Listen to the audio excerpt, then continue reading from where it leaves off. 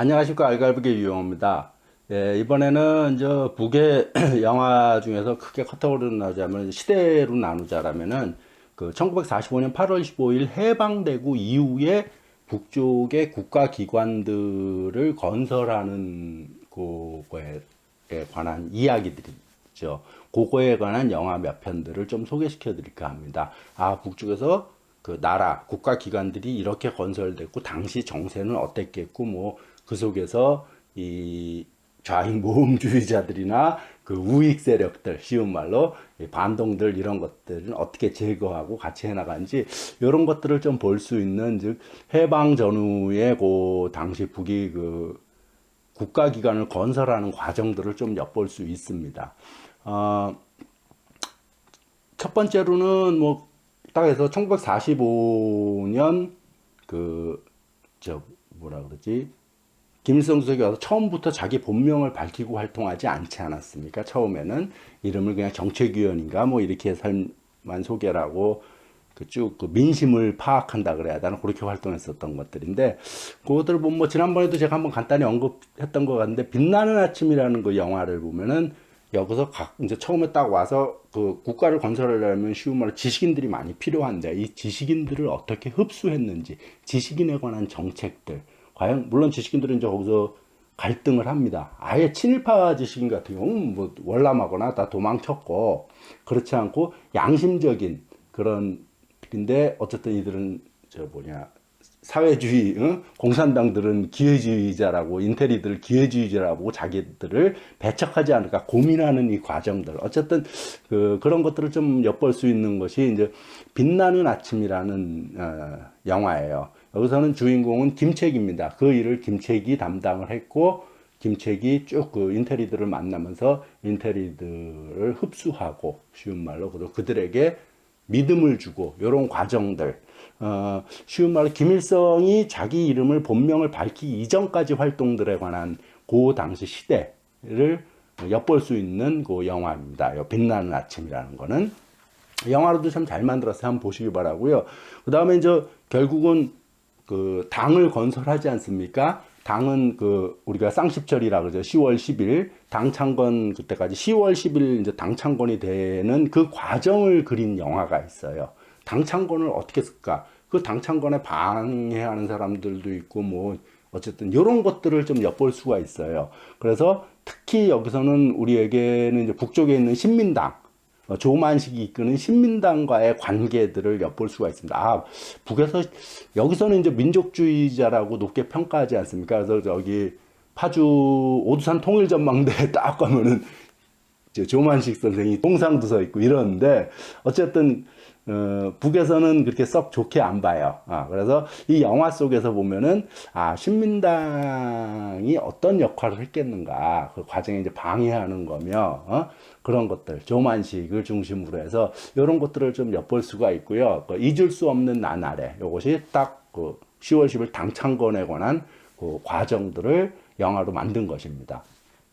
그 다음에 이제 당창건이 10월 10일 날 당이 창호되고, 바로 11월 그 다음 달에 우리가 여기서 흔히 하는 신의주 학생 그 사건이 벌어지지 않습니까? 신의주 학생 폭동 뭐 이런 식으로 해서 그 북에서 벌어지면서 이제 좌익 세력들에 의해서 무분별한 그 뭐라 그러냐, 그 행태가 반발을 하면서 신의주 학생 사건이 벌어집니다. 이거를 김일성이 이제 직접 가서 뭐 이렇게 무마시키고 학생들을 설득하고 뭐 이런 것들인데, 어쨌든 신의주 폭동 학생 사건과 관련된, 물론 요 자체가 신의주 학생 사건을 다 시점이 그 시점일 뿐인 거고, 어쨌든 그 요 영화 스토리는 그 여운형의 제자였던, 영화 속에서는 신철균이라고 나오는데 김원이 이제 그 신철균 역을 하면서 그 여운형의 제자가 여운형 그 제자 보고 북으로 가라라고 해서 이제 올라온 거예요. 올라와서 봤는데 자기가 오해받고, 자기도 신의주 학생 사건의 주모자로 오해받고 막 이러는 과정들이 나오는데, 어쨌든 요 그거를 엿볼 수 있는 것이 바로 이 내 나라라는 영화가 그 시기적으로 신의주 학생 사건 때에 그 뭐라 그러냐, 북쪽의 그런 상황을 엿볼 수가 있고요. 참고로 여운형 제자 신철균이 와서 지금 이렇게 벌어진 일이라 그랬어요. 주인공은 그 여운형 제자 신철균이에요. 김원희 주인공인데, 여운형, 그러니까 여운형 이야기를 다룬 거는 이제 남쪽 이야기긴 하지만 오늘은 북쪽의 그 건국 상황에 관한 영화를 이야기하는 거지만 어쨌든 여운형 이야기가 나왔으니까 여운형을 뭐라 그러지 원형으로 담은 영화는 햇빛 그리워라는 영화가 있습니다. 1991년도에 만들어진 영화인데 이 햇빛 그리워에서라는 영화를 보면 여운형을 북에서는 이렇게 보고 있구나라고 좀 엿볼 수 있는 그런 영화입니다. 햇빛 그리워. 예. 그리고 다시 돌아와서 이제 북에서 그 다음에 이제 군을 만들어야 돼. 정규 군을 만들어야 되잖아요. 이제 처음에 해방이 되고 이제 아직 분단돼 있었지만은 그 군을 만드는 과정, 쉬운 말로 인민군, 정규 무력 세력을 만드는 과정이 영화 제목 성세입니다.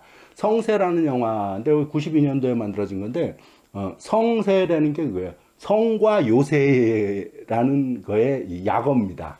국어사전에 보면 성과 요새라는 뜻이에요. 성세라는 딱 그 군을 얘기하는 거죠. 방위. 어쨌든 성세라는 영화 제목이 그 주인공은 안길이에요. 당시 그 북의 그 정규군 그를 조직하는 일을 책임졌던 안길이 여기 영화의 주인공으로 나옵니다. 예. 그런 거고 이 영화도 참 재밌어요. 재밌고요. 여기 보면 그 항일혁명 일세들 이제 그들이 만주에서 싸우다가 해방이 더 들어온 거 아닙니까? 왔을 때 그들이 어떻게 했겠구나. 그 항일혁명 1세대들이 예를 들면 김일성, 김책, 최연, 뭐 안길, 뭐 줄줄이 이렇게 해갖고 다 그 옛 동지들의 모습들이라 그러냐. 같이 그 바닷가에서 뭐 이렇게 섭죽 끓여 먹는 뭐 그런 모습이며 서로 그 안길이 최연이 이렇게 터프하거든요. 인민무력까지 부장까지 했지 않습니까? 나중에. 그러니까 어쨌든 그런 최연이 막 코시험이 되게 많이 났었나 보다. 길게. 코시험을 몰래 자르는 장면이면 참 재밌습니다. 예. 그래서 요것도 좀 보면 성세라는 영화도 영화로서도 참 재밌는데 또 보면 요거는 뭘 알 수 있냐면은 여기서도 조만식 관련 얘기가 나와요. 민주당의 조만식 관련 얘기가 나오고 조만식이 백선엽이 평양에 들어왔을 때 조만식과 같이 결탁을 해갖고 이 정규군을 만드는 과정을 방해하는 그런 장면들도 나오고 그 다음에 허가이 그 소련파인 허가이와의 이제 논쟁 이제 허가이가 이거 반대하는 모습들 어쨌든 그 정규군을 구축하는 과정에서 그 조만식 허가이와의 관계 이런 것들도 볼 수가 있는 겁니다. 그래서 참고할 만합니다. 그 다음에 또 하나는 이거 역시 뭐 아까 말한 그 빛나는 아침이나 뭐 이런 것처럼 그 인테리어에 관한 문제인 건데 먼 남쪽 바다에서라는 영화 있어. 먼 남쪽 바다에서라는 그 영화인데 이 영화는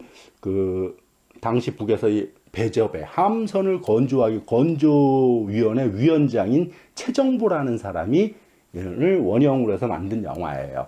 이 최정보라는 사람들도 그 뭐라 그러냐 그런 인텔이기 때문에 그 뭐라 그러냐 이 좌익 세력들에 의해서 배척당하고 최정보가 한때 거기서 영화 속에서는 실제 그런지 모르겠어요. 친일파로 몰려서 사형당할 위기까지 처합니다. 그런 거를 이제 쉽게 말하면 이제 항일 무장 세력들이었던 그들이 구원이라 그래요. 구원을 해주고 그에게 김일성이 믿음을 주고 이런 사람도 같이 가야 된다. 지식이 있는 사람은 지식으로 매국노가 아닌 이상은 다 같이 건국 사업에 나서야 된다. 힘 있는 사람은 힘으로, 지식 있는 사람은 지식으로, 돈 있는 사람은 돈으로 라는 그 개선연설 때 했던 것처럼 이 최정보라는 사람도 같이 끌어안고 결국 이가 해군 건설에 크게 기여하고 그러다가 이제 결국 이 사람은 이제 전쟁 때 그 최정보가 실제로 희생이 돼요. 희생이 되고 이러면서 북에서는 공화국 영웅입니다. 그러니까 뭐 대단한 영웅이고 대단히 높게 피는 애국자인 거죠. 그 최정보를 원형으로 한 영화입니다. 머나먼 남쪽 바다에서. 그 다음에 초행길이라는 영화는 이것도 이제 주인공은 김책이에요. 김책이 이런 일들을 주도했던 것 같아요. 그러니까 그 인테리들을 포섭하고 당시 이제 인테리들이 실질적인 그 실무에서 일을 해 나가는 데 있어서 초행길은 주로 그 북에서 경제 정책을 어떻게 했는가, 민족 경제를 어떻게 꾸려나갔는가 같은 거입니다. 어느 공장에서 그 제철 공장에서 일제 때 썼던 원철로, 철을 생산하기 위한 원철로를 김일성 주석이 파기할 것을 명해. 지금 당장 그걸로 철을 생산해야 되는데 그 원철로가 완전 살인적인 기계예요. 살인적인 그 설비, 기계의 설비예요. 그래서 일제시대 때 원철로에서 쇳물을 뽑다가 죽은 노동자들이 너무 많기 때문에 그 새로운 방법의 제철 기술을 개발해라. 그건 노동자들을 죽이는 그 제철 방식이다. 이래갖고 결국 원철로를 그 없애버린 겁니다. 그래서 그 쇳물 뽑는 그 제철소 관련 영화 중에서 이 원철로를 없앤 이야기가 꼭 나와요. 그래서 이것이 북의 노동자의 안전에 대한 관점이다 이러면서 그 원철로를 파괴한 장소가 무슨 역사적 사적지 같이 이렇게 돼 있습니다. 여기서 원철로를 없앴다 아마 뭐 그런 장면도 제가 봤고 그랬듯이 원철로를 없앴다는 거에 대해서 이것이 바로 우리 북쪽 공화국이 그 노동자를 보는 자세다라는 것을 보여주는 대표적인 건데 어쨌든 초행길에서는 이제 그런 식으로 그 경제기관들, 공장들을 어떻게 다시 설립하고, 그 다음에 그 동요하는 그 사람들을 어떻게 다시 포섭하고, 다시 남쪽으로 갔었던 사람 다시 데려오기 위한 공작을 하는 것들, 뭐, 이런 것들을 좀 엿볼 수 있습니다. 어쨌든 해방정국사에서 그 북의 경제가 어떻게 공장들이 일떠스게 하는 과정인지 이런 것들을 느낄 수 있고요.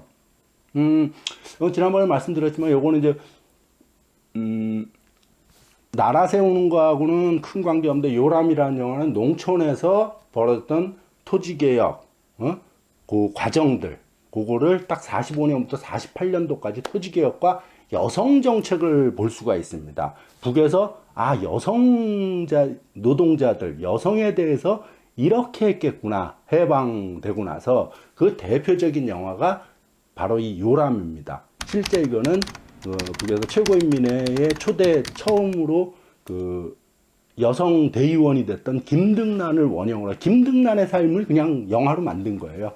그렇듯이 그 농촌에서 그 김등란이 어떻게 최고인민회 대의원까지 올라가게 됐는지, 농촌의 딸이었던 한글도 몰랐던 김등란이 어떻게 문맹 퇴치를 하고 그다음에 대중들을 설득해갖고 토지개혁 뭐 이렇게 하고 애국면 운동하고 뭐면 재밌습니다. 이 영화로서는 참 재밌어요. 이거랑 어쨌든 이런 식의 몇 편의 그 제가 쭉 소개시켜드리던 앞서 소개시켜드린 그 몇 편의 영화를 통해서 1945년부터 딱 그 한 48년도까지죠. 48년도까지 북쪽의 해방 이후에 그 국가기관이 어떤 설립하고 주요 법령들이 발표되는 것들.